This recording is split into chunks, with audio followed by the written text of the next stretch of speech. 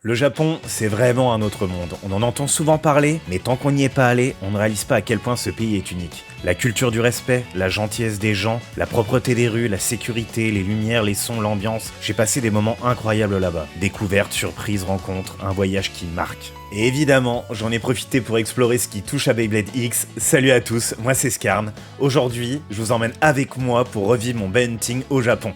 On va voir ensemble les magasins de Tokyo où j'ai trouvé du Beyblade X, des gachapon surprenants, et bien évidemment le fameux Beyblade Bar, et bien sûr on verra ensemble tout ce que j'ai acheté là-bas. Mais avant d'attaquer comme d'habitude, générique.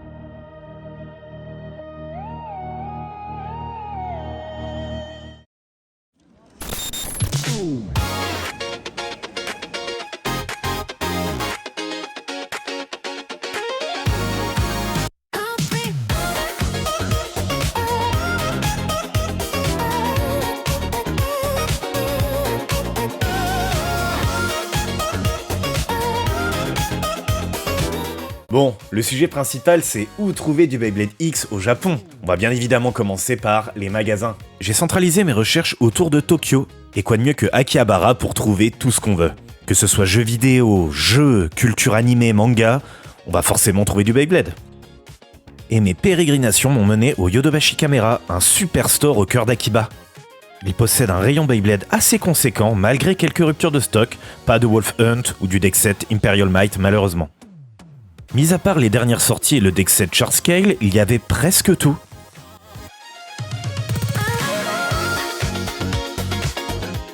Les arènes à 2280 yens, ça fait rêver, hein, c'est à peu près 12-13 euros. Quelques jours après, dans ce même magasin, j'ai pu trouver un deck set Imperial Might, mais il en restait plus qu'un. Et toujours dans ce même magasin, vous pouvez trouver des gachapon, et moi j'en ai trouvé un Beyblade, et bien évidemment, j'ai tenté le coup.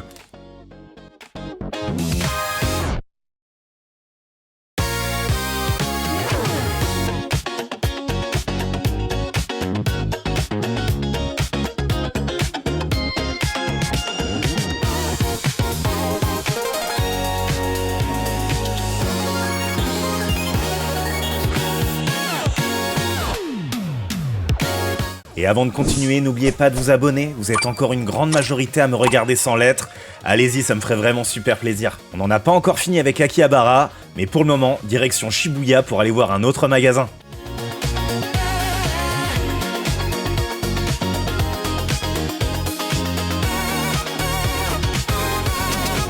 Et pour la suite, nous allons, comme disent les Japonais, au Don Quijote de Shibuya.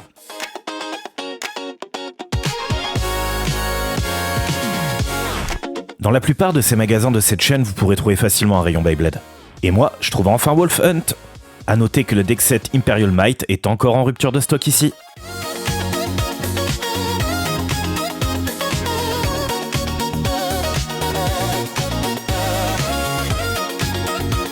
Et au fait, parce que j'ai eu beaucoup la question, évidemment qu'on ne trouve plus du tout de Burst et depuis bien longtemps en magasin.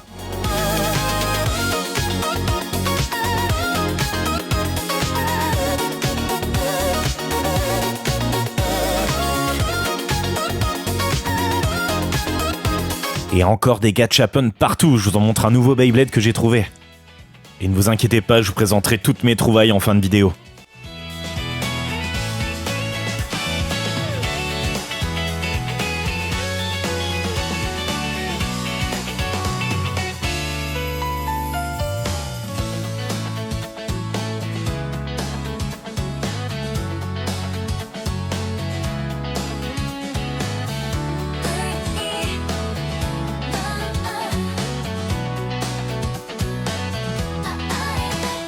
Allez, direction le Beyblade Bar à Setagaya.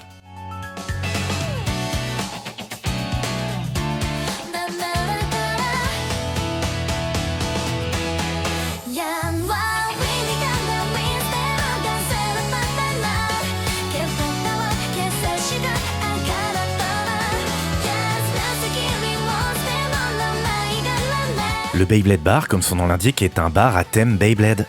On y retrouve une partie exposition. On y voit les dédicaces des mangaka et aussi les toupies exposés.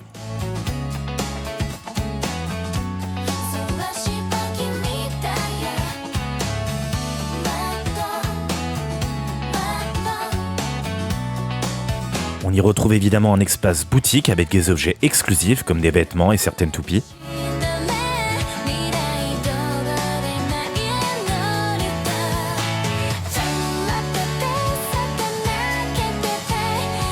Pour accéder au Beyblade Bar, c'est uniquement sur réservation. Il faut obligatoirement consommer, donc on peut évidemment se restaurer et boire des cocktails. Alors, même ici, il y avait beaucoup de ruptures de stock. Et il faut savoir aussi que le nombre d'achats est limité par personne. Et les objets exclusifs sont limités à 1 par personne.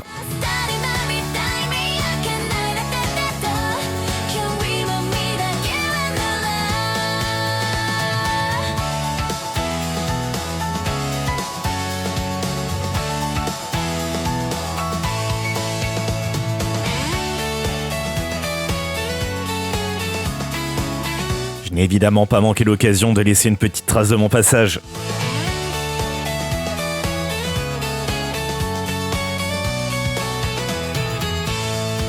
On repart pour Akihabara, je vais vous montrer un super lieu.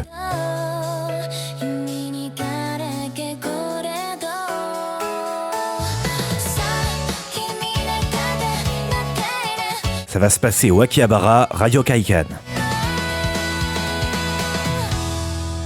Voici Hobby Station, qui est avant tout un magasin de TCG. On peut y trouver toutes sortes d'éléments liés à Beyblade X, lanceurs, poignées. Vous pouvez acheter Beat, Blade, Ratchet séparément. J'adore ce genre de magasin qui propose des pièces à l'unité.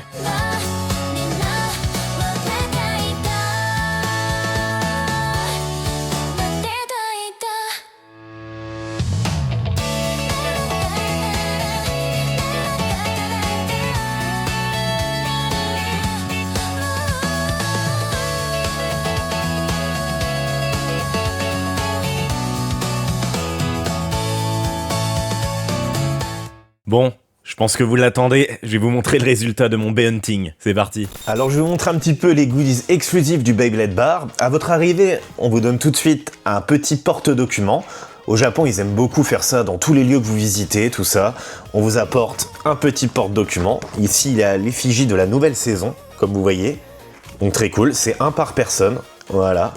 On vous donne aussi tout ce qui est des petits autres goodies officiels du Beyblade Bar. Vous voyez, on a des petits stickers à l'effigie des héros de chaque génération. Voilà, que vous pouvez appliquer sur vos toupies ou garder pour la collection. On voit bien écrit Beyblade Bar, etc. C'est assez cool. Voilà, on en a un deuxième ici. Tout ça, c'est cadeau gratuit qu'on vous offre dès que vous rentrez au Beyblade Bar. Enfin, c'est pas si gratuit que ça parce que la réservation au Beyblade Bar est payante. Hop, on a aussi quelques dessous de verre ici, pareil. On en a ici. On peut en avoir aussi au hasard. Donc moi j'ai eu ces deux-là. Quoi d'autre? Ah oui, aussi ces petites cartes qu'on peut avoir. C'est pas des cartes postales, c'est des petits cartons, voilà, collectionnés à l'effigie de plusieurs héros de Beyblade. Encore une fois, de toutes les générations. Voilà. On voit du Beyblade Metal, on voit le Bakuten Shoot. On voit... Est-ce que j'ai du X? Tiens, je ne sais pas. Eh ben j'ai pas eu la chance d'avoir du X. Non. Ok, bah c'est pas grave. Hein. Hop, voilà, je voulais remonter un petit coup. Hop.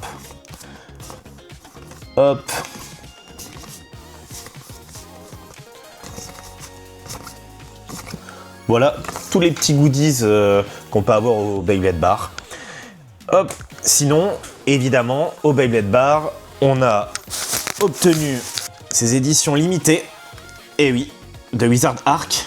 Exclusif au Beyblade Bar, vous pouvez l'obtenir assez facilement en ligne, mais c'est le seul moyen, en tout cas au Japon, de se procurer cette toupie, c'est au Beyblade Bar, limité à un exemplaire par personne à l'achat, avec ce magnifique recolor là, fuchsia et noir, très beau. Donc là on était 2, donc forcément un chacun. Il y avait également cette petite poignée, pareil, en édition limitée au Beyblade Bar, un peu transparente, là, translucide, noir et vert. Assez cool, assez stylé. Alors, au Ryokai-kan, dans la petite boutique de hobby, qui faisait principalement du TCG, qui vendait des pièces Beyblade à l'unité, j'ai pu me procurer quelques pièces intéressantes. Notamment, moi je me suis pris un petit Blade et Assist Blade de Imperial Might, parce que voilà, j'avais envie d'en avoir un de rechange sans forcément acheter un deck complet. Voilà, ça peut valoir le coup pour ce genre de pièces. L'Assist Blade et le Blade d'Imperial Might, avec évidemment le lock chip, en rechange. Je me suis pris aussi, alors, moi vous le savez, j'aime beaucoup Impact Drake, et du coup, j'en ai acheté un, dont quelqu'un avait mis le petit stickers Extreme Cup dessus, 2025. Donc l'Extreme Cup GP 2025. Je l'ai trouvé en vitrine, j'ai dû le payer 300 yens, je crois, ce Blade. Donc autant dire rien du tout. Et comme il a tendance à s'user de toute façon, plutôt encore une fois de racheter une toupie complète, j'ai racheté ce Blade en plus avec ce petit stickers qui est quand même assez rare à se procurer. Donc plutôt stylé. Qu'est-ce que j'ai pris d'autre? Ah oui, j'ai eu aussi ce lanceur à ficelle de la loterie, donc qui est le prix B. Donc vous savez, c'est la loterie en ce moment qu'on a au Japon pour obtenir Overwyvern en violet. Donc soit juste violet ou le Metal Call violet qui est le premier prix. Elle vaut une petite fortune. Je l'ai vue, elle y était. Je me la suis pas pris parce que c'était très cher. C'était beaucoup trop cher, ça valait pas le coup. Franchement, ça spécule dessus, c'est un peu abusé. Attention, c'est pas parce que c'est au Japon que ça vaut toujours le coup. Hein. Sur ce genre d'article très limité, ça vaut assez cher. Là, ce lanceur-là, il m'est revenu en yens, je ne sais plus, mais ça coûtait quand même une dizaine d'euros pour un lanceur ficelle. Bon, c'est pas grand-chose. Hein. Je l'ai pris parce que voilà, c'est niveau budget, ça reste correct, mais voilà, au moins, j'ai quelque chose de cette fameuse loterie qu'on a en ce moment. Et en plus, il est violet, donc stylé.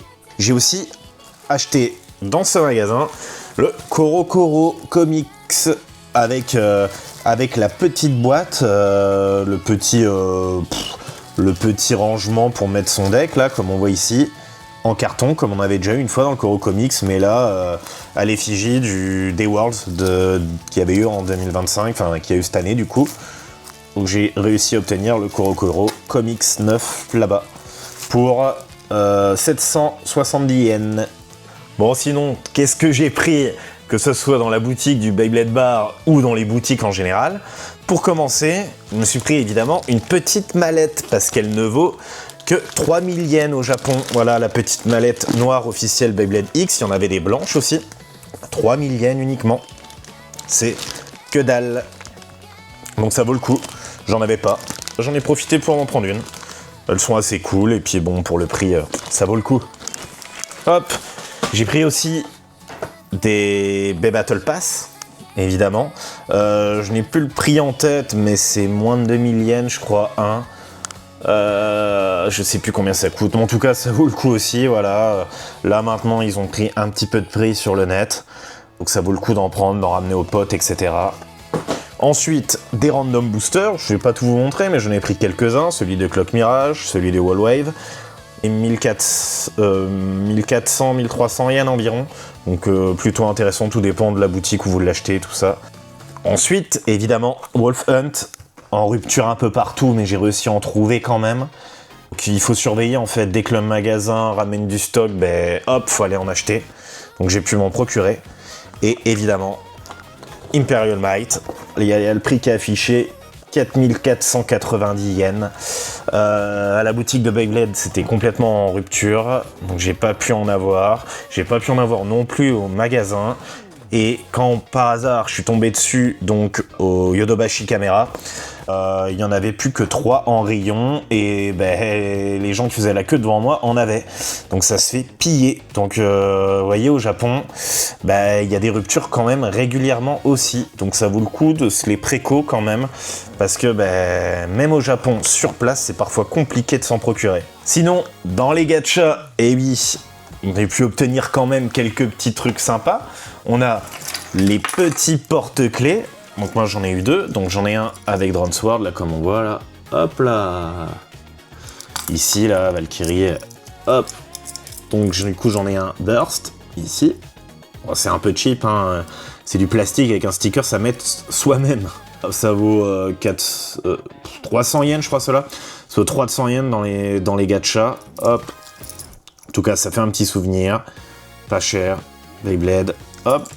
Et aussi, les mini toupies. Pareil, c'est du plastique avec un sticker. Avec un lanceur. Et oui, hop, on le met. et on tire, et ça fonctionne. C'est un peu nul, mais bon, en tout cas, ça fait un petit souvenir. Moi, j'en ai eu deux. J'ai eu Perseus Dark et évidemment la Health. Ça fait toujours des petits souvenirs. Là, en plus des gachas comme ça, normalement les gachas c'est 500 yens quand c'est des petites figurines, tout ça. Là, je crois que c'était 300-400 yens parce que voilà, c'est un peu cheap, donc.